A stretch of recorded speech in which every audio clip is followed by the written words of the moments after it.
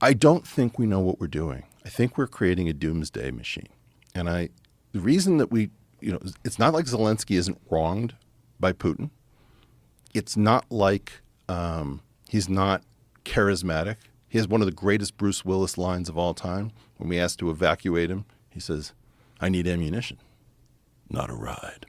That thing makes us, I want that. Right. And then there's like house-to-house fighting, the way all the World War II enthusiasts think. They tend not to think about Nagasaki and Hiroshima. They like the tactical stuff with all the, which bridge got taken out over which river and how did we do this and that. So it's very romantic to people who are like World War II addicts. We do not realize how deep the trouble we're courting is. And I don't think we realize how dangerous it is if we are going to, every time there's a border dispute, go to a thermonuclear standoff. It's just Russian roulette with smaller and smaller numbers of empty chambers. And I don't know what this is. I don't know whether we have 30 years to play this game or 3 months. But I learned that day last year in 2022. Nobody around me in Providence, Rhode Island was reacting. Everybody's just going about. It was like a normal day. It's like I'm increasingly, Joe, believing that I am sane and that the world is crazy. And normally I take that as a cue that maybe I need to get some sleep. No, I think we're actually just going crazy. I think that those of us who actually get how risky this is need to speak up because it's not fun. The entire apparatus will tell you that you're soft on Putin and you're an appeasing Chamberlain wannabe. And it's like bullshit. Right now, you don't realize in 2004, we let Latvia and Lithuania into NATO membership. And I remember thinking at the time, what the hell are we doing? It's not like I don't understand that we want to protect them. It's not like I don't understand that you want to say that they're independent nations. But these were former Soviet republics. And there's two ways of thinking about it. You can put on one set of glasses and say, well, these are nations that get to decide what they want, and who's to tell them what to do. And then there's another thing called spheres of influence, where it's like, that's the Russian sphere of influence. If you are not playing with both of these sets of lenses, you're not playing the game. And the number of people who just have one set of these glasses on, right? They're only seeing the infrared or they're only seeing the ultraviolet. It's like, no, you need to oscillate back and forth and understand what you're doing. So I think Zelensky, and I'm scared to say this because I know I'm going to get just nothing but hate.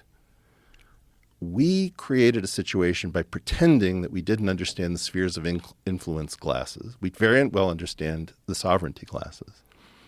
And we are now creating a doomsday machine that we do not understand. And the world is going to go multipolar, and we don't have the skill to play this game, period. Do you think part of the problem is that we're the amount of people that have actually gone to war in this country?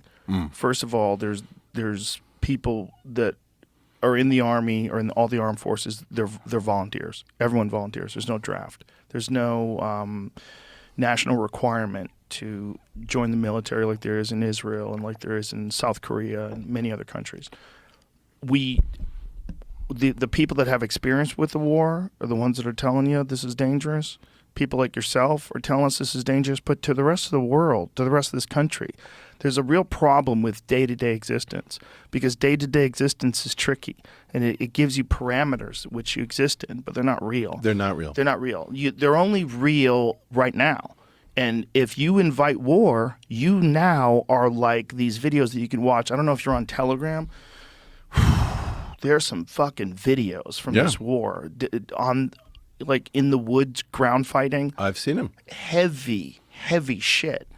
And I don't think people that show up every day at the same Starbucks and then get on the highway and go to their office and repeat every fucking day, I don't think they think of that as a real option in the world, but it is. Think of daily life as ketamine, okay? So you've got people walking around completely dissociated because everything in their daily environment tells them to pick up the dry cleaning. Right. And, everything's fine. Well, what's on Netflix? Yeah. At least in the Cuban Missile Crisis, my father was driving across country. I said, you knew it was he says, everybody knew it was the Cuban Missile Crisis. Every single town that he drove through, he would stop and the TV would be on. People were talking about it, right?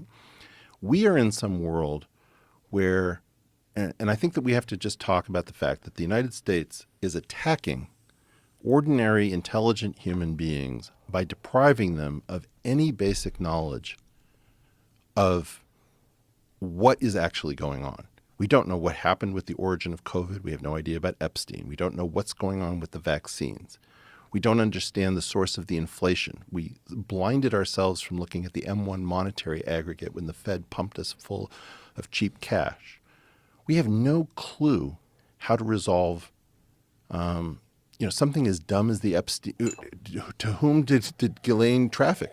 I don't know. Yeah, well, can't find it. Sorry, bye. So this is what's causing, in part, our friends to go crazy. Several years ago, Sam Harris had good input. Jordan Peterson had good input. Brett Weinstein had good input. Most of them, I don't think, have figured out that they're starved for information